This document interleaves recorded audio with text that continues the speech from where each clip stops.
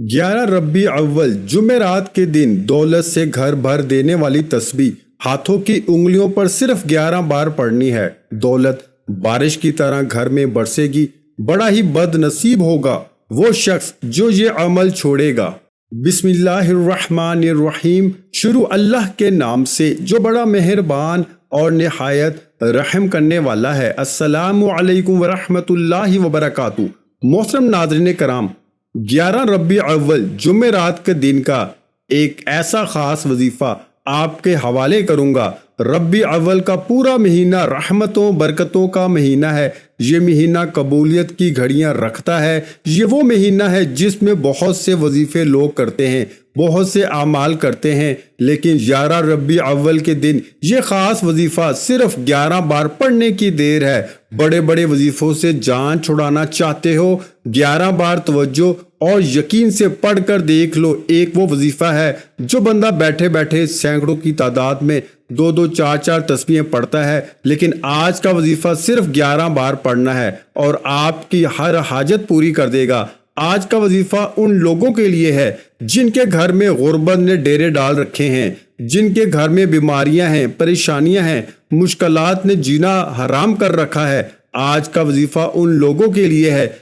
जिन बेटियों के रिश्ते नहीं हो रहे, जिनके घर में बेसुकूनी है, बेबरकती है। आप में से कोई बे औलाद है, एक बार 11 रबी अव्वल के दिन 11 बार ये वजीफा पढ़कर देखें। दोबारा किसी और वजीफे की जरूरत नहीं पड़ेगी। बे औलादी का खात्मा हो जाएगा। शर्त या बेटा मांगोगे तो मिल जाएगा। अगर आप में से कोई कर्ज की दलदल में डूबा हुआ है, एक बार मेरे कहने पर 11 रबी अव्वल के दिन 11 बार ये वजीफा पढ़ के देखें। ये वजीफा अर्श इलाही से बेहतरीन फैसले करवा देता है। अगर आप में से कोई कहता है कि आपकी दुआएं कबूल नहीं होती, हाजात पूरी नहीं होती, जिंदगी में रुकावटों बंदिशों ने जीना हराम कर रखा है, दुनिया जहां के तमाम काम छोड़कर इन खास दिनों में, इन खास कबूलियत की घड़ियों में बताए गए तरीके से वजीफा पढ़कर देख लो। आज का वजीफा एक ऐसा वजीफा बताने जा रहा हूं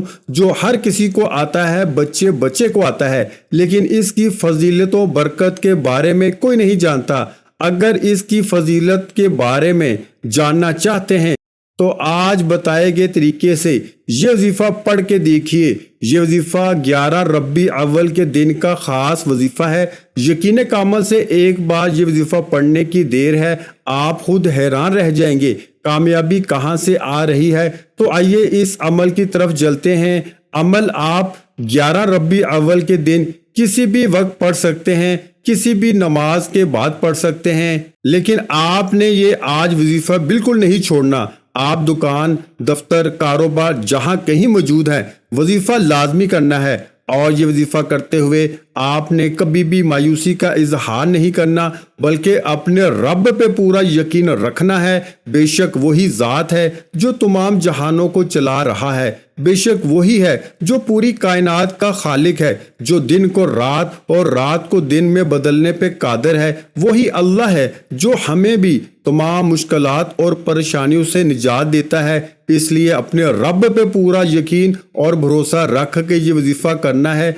मायूसी का पहला सबब जहालत है कि बंदा अपनी जहालत और कम इल्मी के सबब रहमत इलाही से मायूसी जैसे मूजी गुनाह में मुब्तला हो जाता है। इसका इलाज यह है कि बंदा दुनियावी अलूम के साथ साथ दीनी अलूम भी हासिल करे, कुरान और हदीस का इल्म हासिल करे, जहन्नम में ले जाने वाले आमाल और इन पर मिलने वाले अजाब पर गौर व फिक्र करे ताकि इसके दिल में खौफ आखिरत पैदा हो, जन्नत में ले जाने वाले आमाल और इन पर मिलने वाले अजीम अजर व सवाब पर नजर रखे ताकि अल्लाह अज़्ज़ व जल की रहमत कामला पर इसका यकीन मजीद पुख्ता हो जाए और मायूसी इससे दूर भाग जाए। मायूसी का दूसरा सबब बेसब्री है। किसी आजमाइश या मुसीबत पर बेसब्री का मुजाहिरा करते हुए वावेला करने से रहमत इलाही से मायूसी पैदा होती है। इसका इलाज यह है कि बंदा मुसीबतों पर सब्र करने की आदत डाल ले, क्योंकि बेसब्री की वजह से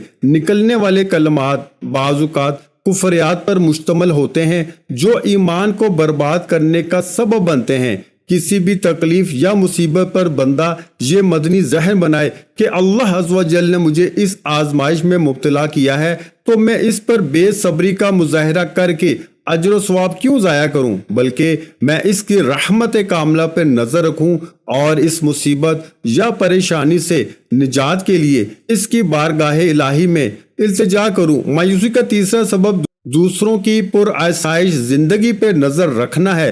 جب بندہ کسی کو پرآسائش زندگی پہ غور و فکر کرتا ہے تو اسے اپنی زندگی پر سخت تشویش ہوتی ہے، یوں بندہ رحمت الہی سے مایوس ہو جاتا ہے۔ اس کا علاج یہ ہے کہ بندہ دوسروں پہ نظر رکھنے کی بجائے اپنی زندگی پہ غور و فکر کرے، رب عز و جل کا شکر ادا کرتے ہوئے قناعت اختیار کرے، یہ ذہن بنائے کہ جس رب عز و جل نے اسے پرعائشہ زندگی عطا فرمائی ہے یقیناً وہ مجھے بھی ویسی ہی زندگی عطا کرنے پہ قادر ہے، لیکن یہ اس کی مشیت ہے اور میں اس کی مشیت پر راضی ہوں۔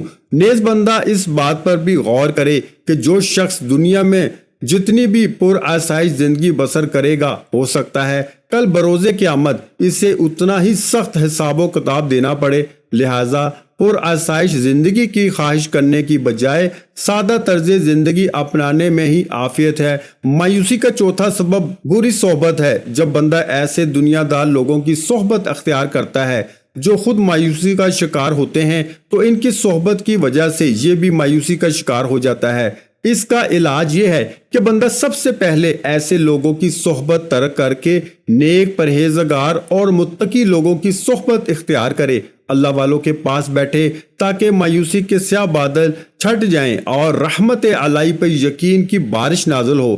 قرآن کریم میں ارشاد ہوا ہے اور تم اپنے رب کی رحمت سے نا امید نہ ہو، کیونکہ جو پریشانیاں دنیا میں آتی ہیں اس کی دو صورتیں ہوتی ہیں، یا تو وہ آزمائش ہوتی ہیں یا وہ عذاب۔ اگر ایسی مصیبت جو ہمیں اللہ رب العزت کے قریب کر دے تو آزمائش ہوتی ہے، اور جو مصیبت ہمیں اللہ رب العزت سے دور کر دے تو وہ عذاب ہوتی ہے۔ یعنی جس مصیبت کے آنے پر بندہ اللہ کو یاد کرے اور یقین مضبوط ہو، اللہ کی نافرمانی چھوڑ دے تو وہ آزمائش ہے، اور اگر وہ اللہ سے مایوس ہو جائے یا اللہ رب العزت کی نافرمانی کا ارادہ کرے تو اس سے جان لینا چاہیے کہ وہ عذاب ہے، اور آزمائش ایمان میں اضافے کا باعث ہے اور عذاب ایمان سے دوری کا باعث۔ اب آپ نے فیصلہ کرنا ہوگا کہ آپ اپنی مصیبت کو آزمائش بناتے ہیں یا اپنے لیے عذاب، مگر یہ یاد رکھیں کہ مصیبت کی دعا نہ کریں، ہاں اگر آ جائے تو اسے آزمائش بنائیں نہ کہ عذاب۔ آپ اللہ کے قریب ہونا چاہتے ہیں اور اللہ آپ کو اپنے قریب کرنا چاہتا ہے۔ آپ چل کر قریب ہونا چاہتے ہیں اور وہ دوڑ کر آپ کو اپنے قریب کرتا ہے۔ مسلمان اپنے رب کی عظمت اور قدر خوب پہچانتا ہے اور اس بات کو بھی خوب پہچانتا ہے کہ وہی اس کا رب ہے جس نے اسے پیدا کیا اور اسے رزق دیا، اس کے سوا اس کا کوئی پروردگار نہیں، اور یہ کہ وہی اس کا معبود برحق ہے، اس کے سوا اس کا کوئی معبود نہیں، اور یہ کہ وہ ہر کمال کے ساتھ ہر کمی سے پاک ہے، اور میں عبادت خالص اللہ کے لیے ادا کرتا ہوں۔ میں اپنے عمل کے ذریعے اپنے رب کے غیر کی رضا نہیں جانتا، میں تمام اعمال میں اسباب اختیار کرنے کے ساتھ اللہ پہ بھروسہ کرتا ہوں۔ اس لیے آپ نے اپنے رب کی رحمتوں پہ بھروسہ رکھتے ہوئے اس دن یہ وظیفہ کر لینا ہے۔ یہ دن ایک بار آپ کے ہاتھوں سے نکل گیا تو پورا سال انتظار کرنا پڑے گا۔ وظیفہ شروع کرنے سے پہلے تمام بہن بھائیوں سے گزارش ہے کہ ہم نے درود پاک کی محفل کے سلسلے کا آغاز کیا ہوا ہے، جس میں روز کی بنیاد پر نماز عصر کے بعد درود پاک پڑھا جاتا ہے، جن میں بزرگوں کی کثیر تعداد ہوتی ہے جن کی دعاؤں میں بہت زیادہ اثر ہوتا ہے۔ اور ناظرین کرام، آپ جانتے ہیں کہ درود پاک پڑھ کر کی جانے والی دعائیں کبھی رد نہیں جاتی۔ اگر آپ بھی درود پاک کی برکت سے ہونے والی دعاؤں میں اگر آپ بھی اپنا نام شامل کروانا چاہتے ہیں تو چینل کو سبسکرائب کرنا لازمی ہے، اور ویڈیو کو لائک کر کے کمنٹ سیکشن میں اپنا نام اور جس مقصد کے لیے دعا کروانی ہے وہ مقصد ضرور لکھیں، تاکہ جو ایک سلسلہ ہے ہمارا جو قافلہ ہے اس کا حصہ آپ بھی بن جائیں، تاکہ ہمارے جو بتائے وظائف ہیں وہ آپ تک پہنچ سکیں اور آپ بھی زندگی کو آسان بنا سکیں۔ اور بہت سے بھائیوں اور بہنوں کے جو دعا میں شامل ہونے کے لیے چینل کو سبسکرائب کر کے ہمیں کمنٹس کرتے ہیں اور اپنے مسائل بیان کرتے ہیں، تو ان سب کے لیے دعائیں کرائی جاتی ہیں جن سے لاکھوں لوگوں کے مسائل حل ہوتے ہیں الحمدللہ۔ اب چلتے ہیں اپنے وظیفے کی طرف۔ آپ نے گھر کے خاموش کونے میں بیٹھ کر نبی کریم صلی اللہ علیہ وآلہ وسلم کی ذات پر 11 بار درود پاک پڑھنا ہے۔ ایک بار میرے ساتھ بھی درود پاک پڑھ لیں ثواب کی نیت سے۔ اللہم صلی علی محمد وعلی آل محمد کما صلیت علی ابراہیم وعلی آل ابراہیم انک حمید مجید۔ اللہم بارک علی محمد وعلی آل محمد کما بارکت علی ابراہیم وعلی آل ابراہیم انک حمید مجید۔ درود پاک پڑھتے ہی سب سے پہلے اپنے مقصد کی نیت کیجئے۔ آپ کو گھر چاہیے، گاڑی چاہیے، دولت، جو کچھ بھی چاہیے، اپنے مقصد کی نیت کرنے کے بعد ہاتھ کی انگلیوں پر 11 بار تیسرا کلمہ پڑھنا ہے، سبحان اللہ والحمد للہ ولا الہ الا اللہ واللہ اکبر ولا حول ولا قوت الا باللہ العلی العظیم۔ تیسرا کلمہ پڑھنا ہے، ہر کسی کو آتا ہے۔ تیسرا کلمہ ایسا جادوئی کرشمات ہے، ایسا طاقتور عمل ہے کہ ایک رات میں ہر حاجت کو پورا کرواتا ہے۔ جس کو جو حاجت ہے لے کے بیٹھ جاؤ۔ میں شرطیہ طور پہ کہتا ہوں 11 بار بتائے گئے طریقے سے تیسرا کلمہ پڑھنے کی دیر ہے۔ آپ رب سے مانگتے چلے جاؤ گے، فرشتے آپ کی حاجات کو پورا کرتے چلے جائیں گے۔ آپ میں سے جو بے روزگار ہیں، بے اولاد ہیں، رب کعبہ سے اپنے مقصد کی نیت کر کے بیٹھ جائیں، بے روزگاری کا، بے اولادی کا جڑ سے خاتمہ ہو جائے گا۔ وہ بندہ جو ربیع اول کے مہینے میں ان خاص قبولیت کی گھڑیوں میں جس کی ہر گھڑی رحمتوں برکتوں سے مالا مال ہے، چھوٹا سا وظیفہ پڑھ کر دیکھ لیں۔ آپ بڑے بڑے اعمال کرتے ہیں، آپ 11 ربیع اول کے دن یہ چھوٹا سا وظیفہ پڑھ کے دیکھیے، پورا سال نہ تو کسی وظیفے کی ضرورت پڑے گی، نہ کبھی کسی کے سامنے جھکنا پڑے گا، نہ کبھی کسی سے مانگنا پڑے گا۔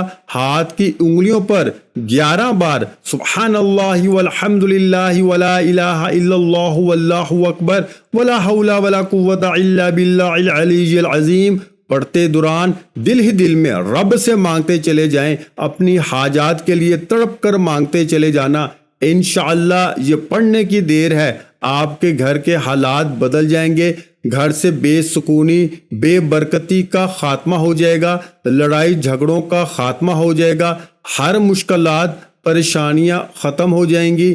اللہ والو یہ وظیفہ خود بھی کیجئے، دوسروں کو بھی بتائیے، انشاءاللہ اللہ آپ کے تمام مسائل حل کر دے گا۔ انشاءاللہ آپ کی ہر حاجت پوری ہونے والی ہے، خواہ وہ پیسے کی حاجت ہو، گھر کی حاجت ہو، کہ جو بھی حاجت ہے انشاءاللہ آج وہ پوری ہونے والی ہے۔ آپ نے بس سچی نیت کے ساتھ اور پورے کامل یقین کے ساتھ اس وظیفے کو بتائے ہوئے طریقے کے مطابق کر لیں۔